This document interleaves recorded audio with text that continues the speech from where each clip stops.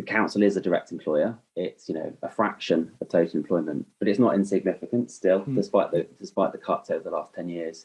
There's a number of thousands of jobs that we provide, many of which become you know, available due to natural churn. You know, and we've managed to secure significant levels of apprenticeship, and most recently, kind of Kickstarter places during the pandemic. As I said, young people were a big priority. We kind of set ourselves a target of 200 Kickstarter roles for young people during COVID.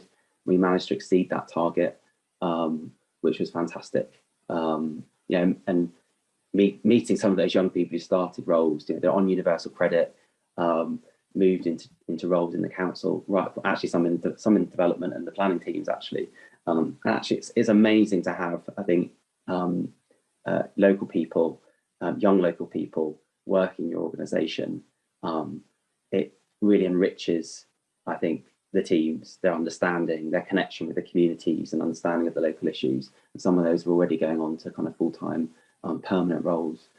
So as an employer, I think we're keen that the council looks like the community, and that's not always been the case. There's a big push for us around local recruitment, apprenticeship, training opportunities and development.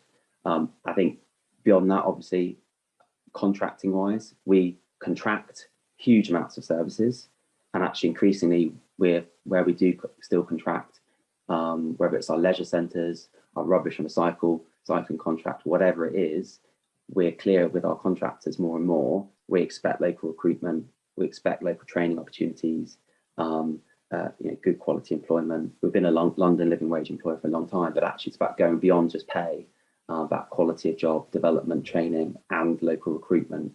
And then kind of it, you know, beyond into the broader economy, as I said, you know, development, we get that opportunity through the planning process to nail things down in a way we don't normally in broader conversations. So we more and more are seeing, when we look at planning applications, commitments to local recruitment, commitments to living wage employment, which are requirements more and more in commercial developments that we see. And I think, you know, we're reviewing our local plan in 2022, 2023, and I think we're going to codify some of that a bit more about what we expect. But I think we have success through the planning process now in kind of leveraging local employment opportunities. And then obviously beyond that, I think it's much more in the kind of soft kind of power space. You know, Camden, I think, is seen generally as a kind of good partner. I think we want to work with people, and you know, in many of the conversations we have with Knowledge Quarter institutions, you know, other kind of landowners and interested parties, you know, when we're having those conversations, these are the things we're saying that, you know, we want people to be working with us on. And, you know, not everyone has I think got the message yet, but I think more and more institutions and organisations are. You know, the Crick, fantastic science institution in the heart of Camden, in the heart of Somerstown, one of our kind of most deprived communities, has in the last 2 years kind of stepped up to the plate and is committing to local recruitment, advertising jobs locally first before going out more widely. And I think those sorts of changes, you know, are possible for institutions to make, and we're seeing increasingly, slowly but surely, I think people kind of recognise that this is a priority. Yeah. Good stuff. Thanks, Danny. Another challenge I wanted to put to you, I read a piece that you wrote for the communications agency, Kratos, on your house building ambitions and the effect that the PWLB interest rate hike might have on that. How has that dented your ambitions, if at all? I think, so when the announcement happened, there was kind of there was no kind of clarity at that time about exactly what form of borrowing would or wouldn't be impacted by the increase. I think it's been kind of clarified, and we've seen the kind of focus now more on kind of speculative investment being kind of restricted. And I would say, kind of, fortunately, Camden's never really been in the space of kind of buying up shopping malls, you know, in halfway across the country, you know, in kind of speculative commercial development. It's not really been where we focused our kind of borrowing capacity. We focused it in borough, you know, investment. In 2010, when we retook control of the council, you know, conversely, the Labour Party lost control of the government nationally, and really we saw a retrenchment of investment in in Camden. So all the building schools for the future money that we were about to get, we were next in line, was kind of taken away. And all of our schools were kind of left in the lurch, their kind of plans in hand for new school buildings, and no means to fund them. So Camden has kind of stepped into that void through borrowing, through our community investment programme, and we funded 165 million of investment into schools. Pretty much all of our schools have been refurbished or rebuilt, through using public borrowing and kind of broader capital investment. And I'd say, yeah, kind of that's where our priority has been. So fortunately, we've kind of been less impacted by that. Where we have been impacted, it's, like everyone who's building, kind of construction inflation, which has gone off the chart, really biting on some of our schemes and their viability. I think the uncertainty around Brexit, the uncertainty around changing fire regulations, general access to skills and labour with Brexit, and then obviously the kind of COVID shutdown of construction sites and delays, kind of that cumulative impact has really impacted our regeneration programme. And how are you overcoming those challenges? Because you said earlier that you're taking the community investment programme beyond the original ambitions. You want to build even more. So how are you facing up to the challenges of skills and resources within the council, of access to materials and so on and so forth? It's a different one. I think I think fortunately, and one of the advantages of our kind of programme, which is a self-funded programme. Broadly, a vast majority of it is directly delivered, directly funded, directly managed by the council. I think we have a very long-term approach to investment. We're not here for 5 years. We're not here for one scheme. If the viability of a scheme kind of is challenging, we have opportunities to be flexible. We have opportunities to reprogram it, to bring forward different elements at different times. One of our schemes where we envisaged disposing of a new office element to the private sector.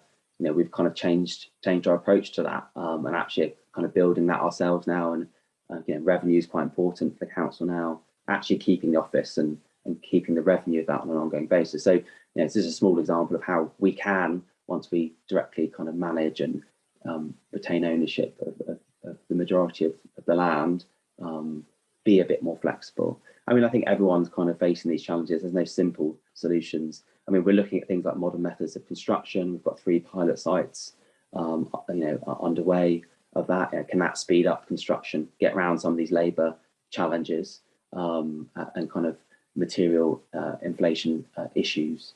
And we're also looking at a new small sites programme. It doesn't require demolition, which is particularly costly, can take a lot longer because for obvious reasons. Actually, can that help accelerate kind of housing delivery? So we're kind of looking at a number of different strategies. I think learned as we didn't build a council home for generations like most councils. We started in 2010. Kind of took a while to gear up teams and capacity. I think we're maturing now in our approach and learning from some of the mistakes in the early days. Being clear that we have clear requirements, clear standards that all schemes are being developed to, reducing kind of duplication of efforts, all these sorts of strategies, cumulatively, I think, are kind of helping. This is always a difficult one, but can I ask you for an example of learning? Give us an example of a mistake that that you wouldn't repeat, ways that you've gone about things that you do differently now. Yeah, there's probably quite a few actually. It's always good to. I mean, it's useful for colleagues to hear from your experience. Yeah, definitely. I mean, I think I think that's the thing about development planning, right? Is there is never a perfect development. I mean, if anyone can show me a perfect development, I'd probably faint. I think it's vital we don't make perfection the enemy of the good, which is often the case, I think, when we're discussing planning applications in development. A number of our schemes, I think particularly, in the early days of some of our schemes, we set up this new regeneration programme, this new development team. I think we didn't probably align our teams and development enough with our kind of ongoing housing management colleagues and existing management teams in the council. So we were kind of speccing and building these developments but they weren't necessarily kind of linked up to our maintenance programs, you know, and what the maintenance teams need, you know, what type of fixtures and fittings or elements of the building that we kind of commonly maintain. So that created kind of new challenges in terms of actually keeping these new buildings maintained effectively. Lifts, So I always get told, are tricky. Lifts, yeah, exactly. Lifts, a particular bugbear in one of my schemes in my ward, actually. Doors, entry doors, all these sorts of things. You know, the electric vehicle charge points you install are the same you're actually putting in the street in the borough. You know, all these sorts of things. So you know, linking up existing teams. I think there's also around kind of handover, around sales. I think again, new kind of things. We haven't built homes in a long time, so we didn't have this institutional knowledge and this capacity. So we've actually kind of developed our own kind of aftercare team in the council now to improve the kind of experience of move-in and handover for residents. There were lots of issues in the early stages of that, and I think snagging and, you know, quality control in the building sector is, you know, it's a challenge that we all face, and we face this challenge on a number of our schemes. So I think building up our own in-house resource, kind of, you know, clerks of works, making sure we've got really robust procedures in place for managing delays, snagging, deviations from contract. I think that's been another big area of learning for us. But as I say, I think, you know, I by no means say we've cracked the nut and, you know, perfection is here. I think there's a lot of ongoing learning, and that's kind of the approach that I've been keen as a council that we take, as a team that we take, is actually each scheme is an opportunity to learn. You know, we do reviews, we try and gauge opinion, and we try and move forward.